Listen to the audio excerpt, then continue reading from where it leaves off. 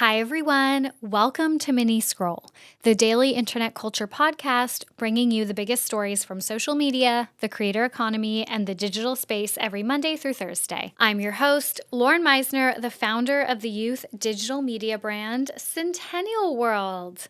Welcome back to Mini Scroll, everyone. This is the last Mini Scroll that I am going to be doing in Australia for the next month. So if you did not hear on, I don't know which episode it was, but I talked about how basically I am going back to Canada. I'm going to be working from there for a couple of weeks.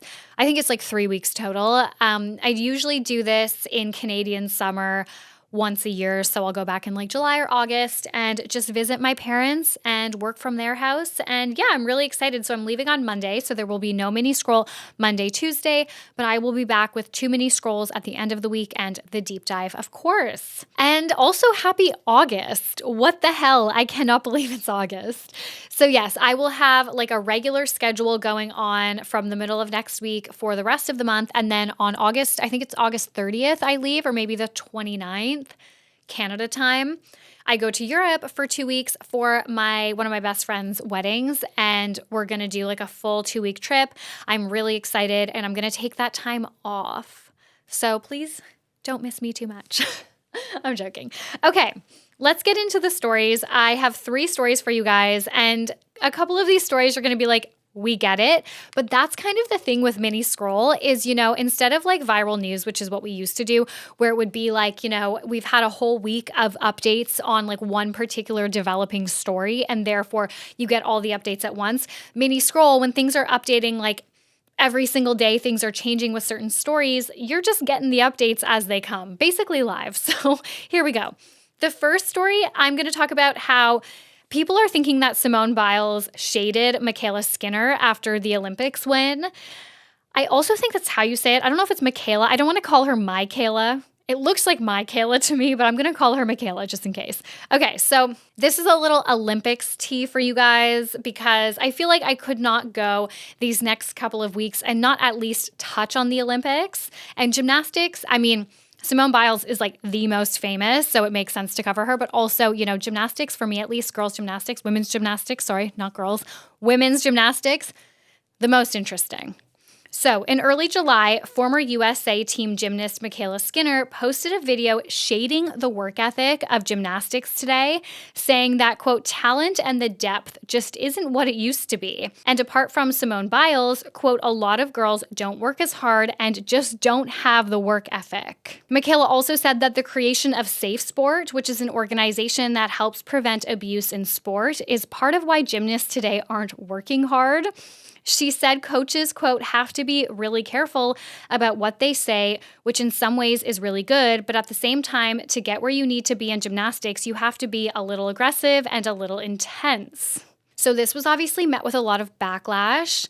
People are like, that is such an archaic and toxic way of coaching sport. It obviously led to a ton of abuse. We know what happened with the women's gymnastics team, and it was a super big shade to gymnasts competing everywhere, whether it's Olympics or, college gymnastics, like whatever, basically saying no one, it's giving Kim when she was like, nobody wants to work these days.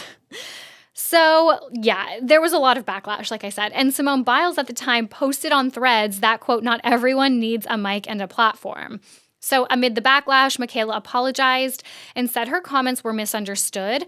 Quote, I am coming to terms that I have not fully dealt with the emotional and verbal abuse I endured, she said, in relation to her gymnastics career. So that all happened, and then now people believe that Simone has done a little dig at MyKayla. So we all know that USA brought home the gold at Paris Olympics, and in Simone's Instagram post about their win, she wrote, lack of talent, lazy Olympic champions. And then she also posted, because people were talking about the MyKayla stuff, she also posted on X, I've been blocked, presumably about MyKayla. I mean, honestly, good for her. I love that she's standing up for her teammates, for fellow gymnasts, because I know MyKayla specifically was like, aside from Simone Biles, just so shit. So I love that for her. Okay, the next story that I have, So I have another MrBeast update. First of all, MrBeast, his team sent a cease and desist. This is not the story, but he sent a cease and desist to the creator Dawson, who made that video that I talked about yesterday, the MrBeast is a fraud video. And we know that because Dawson posted a screenshot of it on his community tab. So he's not taking this shit very seriously. But the story that I have about MrBeast, like, it just keeps piling on. So I don't know how I missed this story. There's just been so much going on with MrBeast. Okay, so on July 24th, Rosanna Pansino, who has been on this like crusade to take down MrBeast, she posted a clip from 2017 on X in which MrBeast is saying some pretty horrific things, some pretty racist things. And I think it's led to people uncovering other videos from around that time where he said like homophobic things and things like that. The clip that she posted, MrBeast is responding to a viewer who commented about selling Black people for money. And MrBeast said, quote, "The most I would pay is probably $300. And then, yes, like I said, he also used homophobic slurs. And in another clip from 2017 that started circulating, MrBeast said that he would sleep with Bad Baby, who was 14 years old at the time. So now a spokesperson for Jimmy, like MrBeast, his real name's Jimmy, spoke with the Associated Press. They provided a statement on these comments. The statement reads, "When Jimmy was a teenager, he acted like many kids and used inappropriate language while trying to be funny. Over the years, he has repeatedly apologized and has learned that increasing influence comes with increased responsibility to be more aware and more sensitive to the power of language. After making some bad jokes and other mistakes when he was younger, as an adult, he has focused on engaging with the MrBeast community to work together on making positive impact around the world." So again, just falling back on that, like MrBeast is philanthropic, MrBeast is a good guy. I'm really surprised by that first sentence. I'm surprised that a PR person would say he acted like many kids and used inappropriate language trying to be funny when he's making jokes about buying Black people and homophobic slurs, making jokes about, you know, having sex with a minor. Like, it's just, that does not even like come close to kind of matching the gravity of those statements. And I think what's also interesting about this is that he is not addressing this on his own platform. So this is like a PR spokesperson that gave a statement to the Associated Press, which is like a huge publisher, right? This is like the most mainstream you can get practically.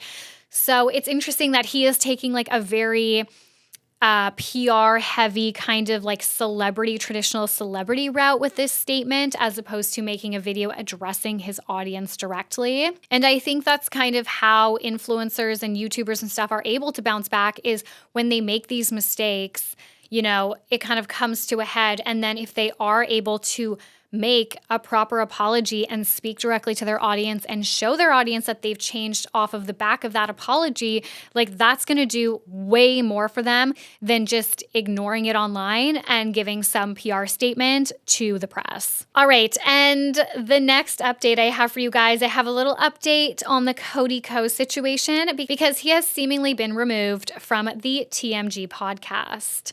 So I don't need to go through all the details. We know the Cody Ko situation, but people are pretty sure that he is no longer going to be co-hosting their podcast, Tiny Meat Gang, with Noel Miller, because Noel posted yesterday, "Hey everyone," this is on Instagram stories, "Hey everyone, I wanted to say thank you for the messages and support. It means a lot to me. I'll be back up next week with a new episode of TMG. See you soon. Thank you, Noel." And then after this statement, people noticed that on their official YouTube channel page, it's like in the description, it says this is a podcast by Noel Miller.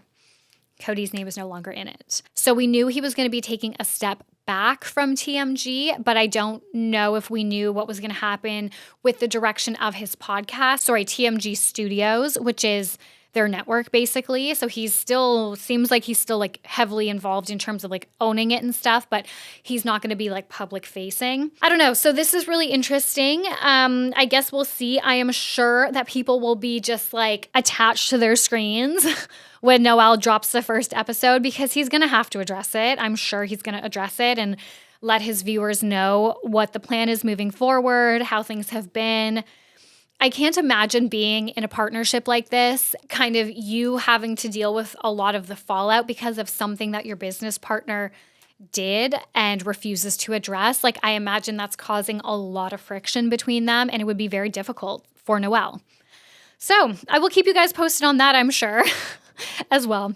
Anyways, guys, thank you for listening to Mini Scroll. This week has been a little bit light in the news of what's going on online. And, sometimes it's just like that.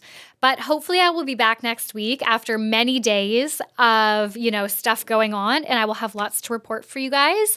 But I'm very excited. I hope that my setup works in Canada. I am looking forward to seeing you guys. As always, there will be a deep dive tomorrow.